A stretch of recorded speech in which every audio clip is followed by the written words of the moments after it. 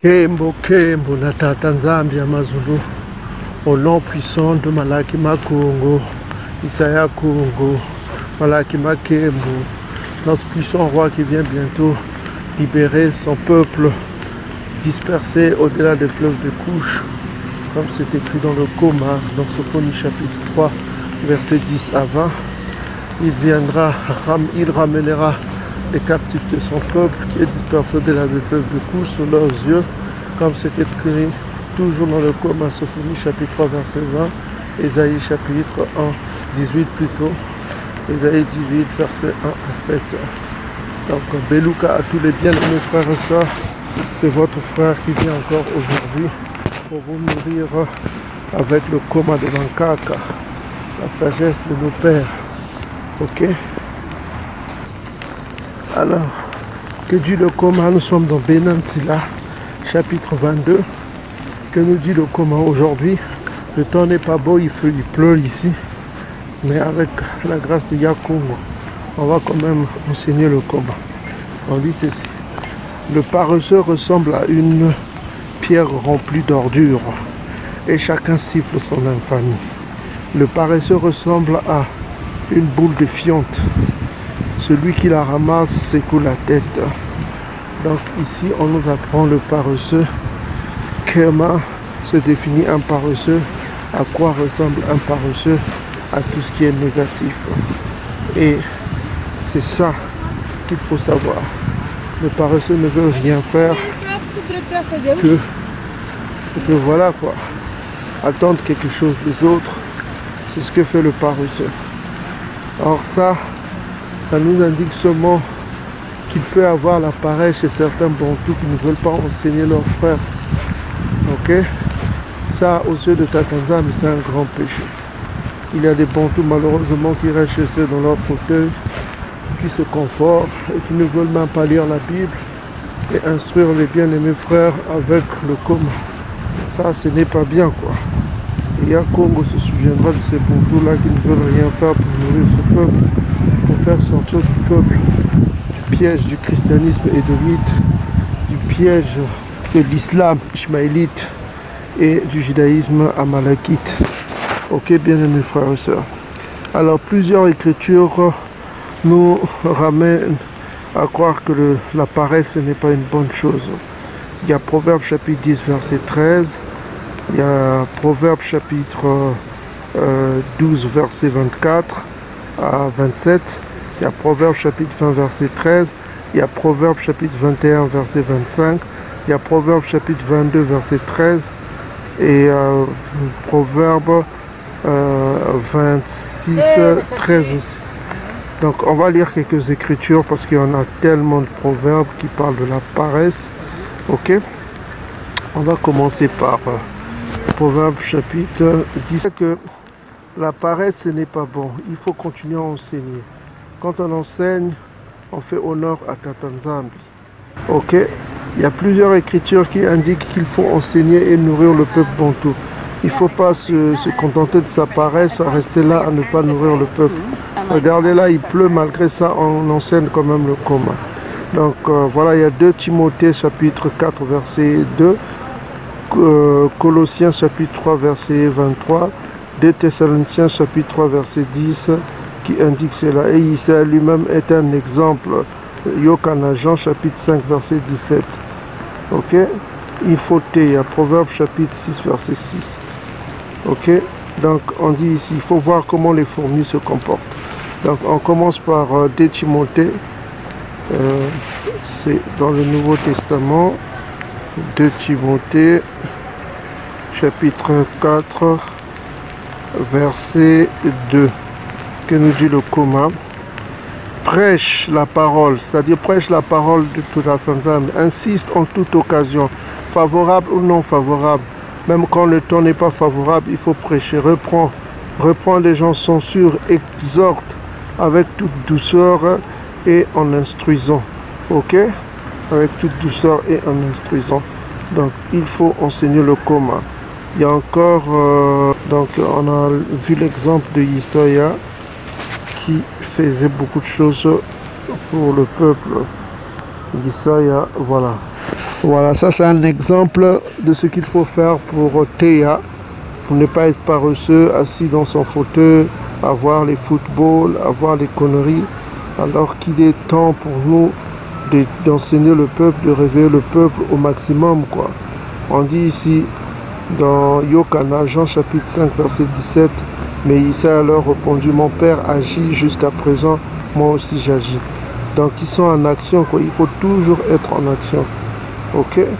Donc là, c'est un exemple que Isaiah nous donne. Il y a un autre exemple même de la nature. La nature nous enseigne. Proverbe chapitre 6, verset 6. Désolé. Proverbe chapitre 6, verset 6 dit quoi? Va vers la fourmi paresseuse. Considère ses voies et deviens sage. Donc, on demande aux paresseux de regarder les fourmis.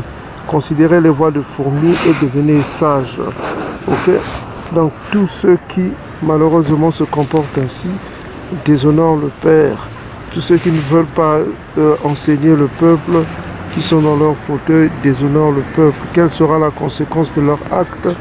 On va voir dans Matthieu 25, verset 26. Voilà.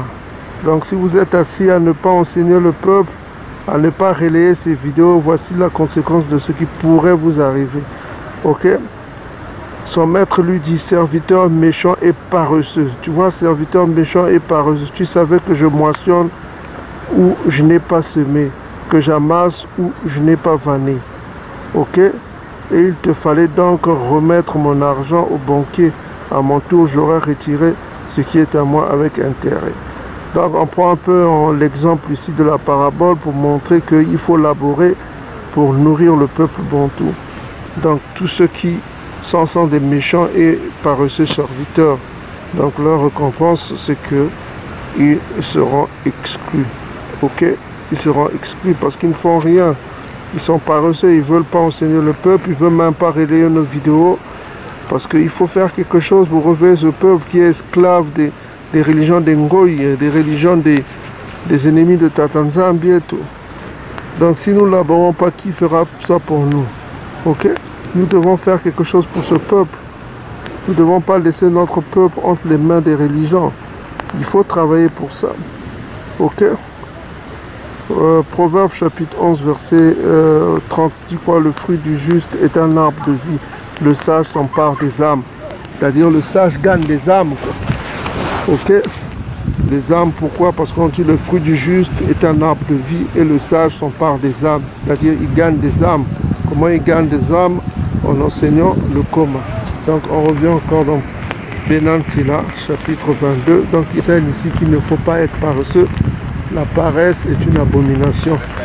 Que ce soit dans le travail physique, le travail pour gagner un salaire dans cette terre, ou que ce soit le travail de Tatanzam, il faut toujours être actif, ne pas être passif. Il faut faire en sorte que tu travailles quand même. Donc nous sommes au Benantila chapitre 3. Un fils mal élevé et la honte du père qui lui a donné le jour. Une fille semblable est venue au monde pour son détriment. Une fille prudente trouvera son mari. Mais celle dont on a honte fait le chagrin de son père. Ok, l'effronté, c'est-à-dire celui qui ne ressent pas la honte, fait honte à son père et son mari. Tous deux la mépriseront. Verset 6. On dit ceci. Telle une musique dans le deuil, tel un serment à contre-temps, mais le fouet et la correction sont en tout temps de la sagesse. Verset 7. Instruire un sot, c'est recoller un pot cassé.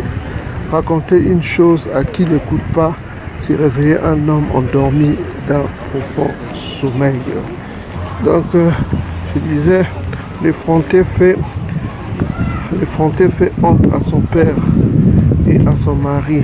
Tous deux la méprisent. Donc, il y a une écriture qui confirme cela. On va le voir avec vous. C'est quelle écriture? On va aller dans Proverbe chapitre 15, verset 20. Il dit quoi? Un fils sage fait la joie de son père, mais un enfant insensé méprise sa mère. Ok? Il y a encore une écriture qui témoigne cela, qui prouve cela. C'est Proverbe chapitre 19 verset 13 dit quoi? Proverbe 19 verset 13. Un fils insensé est une calamité pour son père, et les querelles d'une femme sont une gouttière sans fin. Donc toujours dans ce sens que le commun veut nous dire que ok, c'est une mauvaise chose. Ok, il y a des femmes qui font honte à leur mari, il y a des femmes qui font honte à leur père par leur comportement. Il y a aussi Proverbe chapitre 12 verset 41 qui confirme cela. On va aller Proverbe chapitre 12. Non, Proverbe chapitre 12 verset 4 plutôt, c'est pas ça. Proverbe chapitre 12. C'est pas évident de taire avec un temps pourri comme ça. Proverbe chapitre 12 verset 4 dit quoi? Une femme vertueuse est la couronne de son mari, mais celle qui fait honte est comme une carie dans ses os. Vous voyez? Et il y a Proverbe chapitre 21 verset 9 que vous pouvez lire chez vous, et 19 aussi disent toujours la même chose. Il y a Proverbe chapitre 27 verset 15 et Proverbe chapitre 14 verset 1 vont toujours dans le même sens. Malheureusement, il y a des femmes qui n'honorent pas leur mari, il y a des femmes qui font la honte à leur père et à leur mari, comme vient de confirmer le coma diète, le coma. Ok, donc voilà quoi. On reprend dans Benantila. Benantila, on dit ici, une fille prudente à son mari, et celle dont honte fait le chagrin de son père. Voilà, déjà, verset 5, l'effronté fait honte. On dit ceci, l'effronté. On dit ceci. L'effronté fait honte à son père et à son mari. Tous deux, la Bible, on vient de lire déjà les proverbes qui témoignent cela. Donc nous sommes telle une musique dans le deuil, tel un serment à contre-temps. Mais le fouet et la correction sont en tout temps de la sagesse. Verset 7. Instruire un sot, c'est recoller un pot cassé. Raconter une chose à qui n'écoute pas, c'est réveiller un homme endormi d'un profond sommeil. Donc ça, on nous parle maintenant des sots, des zobas. Les instruire ne sert à rien. Parce que le zoba, il déteste l'instruction. Proverbe chapitre 18 verset 2. Proverbe chapitre 10 verset 8. Proverbe chapitre 23 verset 9. Proverbe chapitre 27 verset 7. Proverbe chapitre 10 verset 23 confirme cela. Et on va voir Proverbe, et même Psaume chapitre 92 verset 6. On va voir Proverbe chapitre 18 verset 2 que nous dit le coma. Alors, Proverbe chapitre 18 verset 2 dit quoi? Ce n'est pas à l'intelligence que l'insensé prend plaisir, et c'est à la manifestation de ses pensées. Donc l'insensé ne prend pas plaisir à l'intelligence, tout ce qui est commun, tout ce qui est bina, mais c'est à ses pensées qu'il prend plaisir. Ok, alors, et notre écriture, on va essayer Proverbe chapitre 28 verset 26 aussi. On va essayer 28 verset 26, ça doit être bien ce proverbe. 28 verset 26 dit quoi? Celui qui a confiance en son propre corps est un insensé. Là on nous définit c'est quoi un insensé. C'est celui qui a confiance en son propre corps. Mais celui qui marche dans la sagesse sera sauvé. Donc il n'y a pas de salut pour l'insensé. Parce qu'il marche selon son cœur. On dit ceci, l'insensé, la définition de l'insensé c'est quoi? Proverbe chapitre 28 verset 26. Celui qui a confiance dans son propre cœur est un insensé. Mais celui qui marche dans la sagesse sera sauvé. Ok? Donc vous pouvez lire aussi Psaume chapitre 92. Psaume chapitre 92 verset 6. Psaume chapitre 92, verset 6. Il dit presque la même chose. On le dit ici. Psaume 92, verset 6. L'homme stupide, c'est-à-dire le zoba, n'y connaît rien. Et l'insensé n'y prend point garde. Donc vous voyez, donc on ne peut pas éduquer le zoba parce qu'il restera toujours zoba. Proverbe chapitre 10, verset 8 le confirme aussi. Il y a plein d'écritures. Celui qui est sage de cœur reçoit des préceptes, mais celui qui est insensé des lèvres court à sa perte. Ok? Il court à sa perte.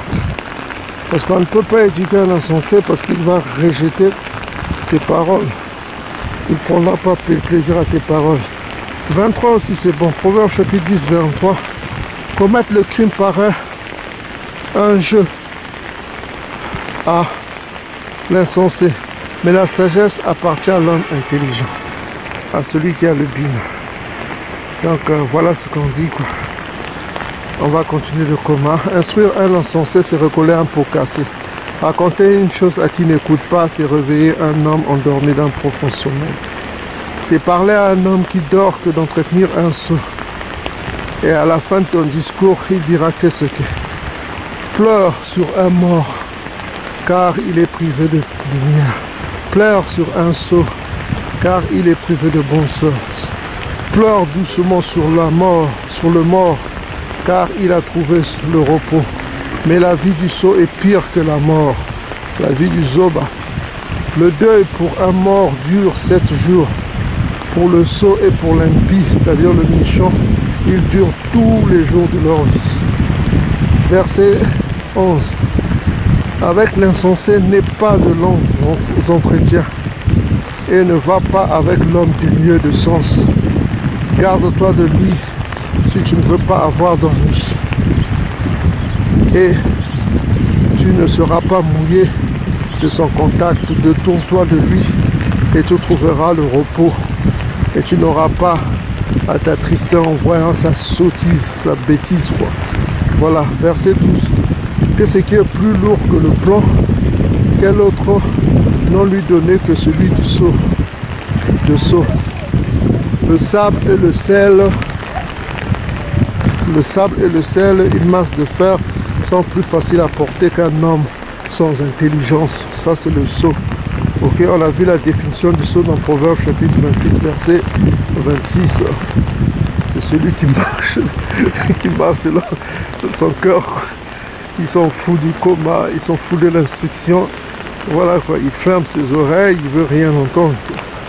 Voilà, il fait ce qu'il veut. Quoi. Ok, verset 14. Un assemblage de charpentes bien liés pour un édifice ne sera pas disjoint. Pas un tremblement de terre. Ainsi le cœur fixé dans un dessein mûrement réfléchi. Ok, sera sans contrainte au moment critique.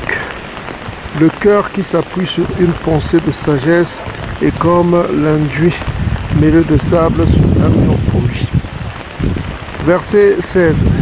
Une palissade sur une hauteur ne tient pas contre le vent. Ainsi un cœur timide avec ses folles résolutions ne résistera pas à la crainte. Celui qui froisse un œil fait couler les larmes. Celui qui froisse un cœur excite le sentiment de douleur.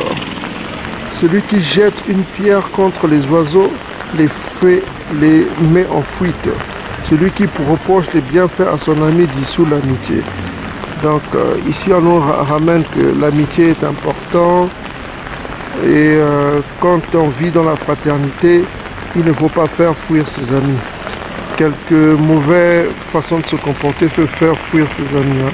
Donc vous avez Proverbe chapitre 18 verset 24, Jean chapitre 2 verset 7 à 17, Proverbe 13 verset 20. Tout cela peut vous éduquer. Parce qu'il y a des mauvaises paroles, voilà, des mauvaises façons de se comporter. Je lui rappelle Proverbe chapitre 18 21 24. Ok, Jean chapitre 2 verset 7, pour voir les bienfaits de l'amitié quoi. Ok. Verset 19. As-tu tiré l'épée contre ton ami? Ne désespère pas, un retour est possible. As-tu ouvert la bouche contre ton ami? Sois sans crainte, la réconciliation est possible. Mais le reproche d'un bienfait, l'arrogance, la révélation d'un secret, un coup de langue perfide, cela met en fuite tous les amis. Donc c'est ce que je voulais dire, mais on va voir comme un Proverbe chapitre 18, verset 24 rapidement. Alors, que dit le Proverbe chapitre 18, verset 24? Proverbe chapitre 18, verset 24, dit quoi? Attends, Proverbe chapitre 18, verset... Celui qui a beaucoup d'amis les a pour son malheur, mais il est tel ami plus attaché qu'un frère. Donc il y a des amis qui sont plus qu'un frère, quoi. Ok, aussi faut-il t'effracer. Alors vous pouvez lire aussi Jean chapitre 2, verset 7 à 17. Jean chapitre 27, plutôt verset 17. Excusez-moi, Jean chapitre 27, verset 17. C'est très bon aussi. Ok.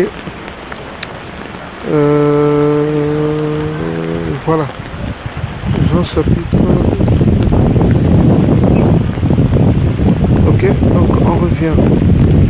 Reste fidèle à ton prochain dans sa pauvreté afin que tu jouisses avec lui de sa prospérité. Reste avec lui au jour de son épreuve afin que tu aies part au bien qui lui surviendront. Avant le feu se lève la vapeur, à la fournaise et la fumée. De même, avant l'effusion du sang retentissent les injures. Je ne rougirai pas de défendre mon ami et je ne me cacherai pas devant lui. Et si quelque mal m'arrive par son fait, quiconque l'apprendra se mettra en garde contre lui. Qui mettra une garde à ma bouche, sur mes lèvres un sceau prudent, afin que je ne tombe pas à cause d'elle et que ma langue ne me perde pas. Donc il faut faire attention avec la langue, ces paroles qu'on prononce, parce que de la langue a le pouvoir de mort et de vie. Hein. Ok? Donc ça, Proverbe chapitre 18, verset 21 le confirme. Proverbe chapitre 18, verset 21 dit quoi? La mort et la vie sont au pouvoir de la langue. Quiconque l'aime en mangera le fruit. Ok? Et donc on en a terminé aujourd'hui avec le coma. Le temps n'est pas beau, mais on a fait quelque chose. Hein. Il fallait enseigner cette sagesse grande. Donc, qu'est-ce qu'on en a retenu? On a retenu plusieurs choses. C'est que la paresse, ce n'est pas bon. Il faut voir l'exemple de Isaïe et voir l'exemple de la nature, les fourmis. Ok? Et puis, il ne faut pas perdre son temps à chercher à éduquer un sot, un zoba. Parce que c'est une perte de temps, quoi. Parce qu'il s'appuie sur ses désirs. Quitte à lui de prendre des initiatives, de se réveiller, de se repentir. Et puis on apprend qu'il faut garder les amis dans toutes les circonstances difficiles ou meilleures. Il faut garder ses amis et il faut se garder de calomnier. Ok? Et puis il faut faire attention avec la bouche, avec les paroles qu'on prononce, car de la bouche a un pouvoir de vie et de mort. Proverbe chapitre 18, verset 21. Donc salam à tous, soyez bénis, que Yakongo règne et que les Bontou règnent. Beluka à tous, Matoun.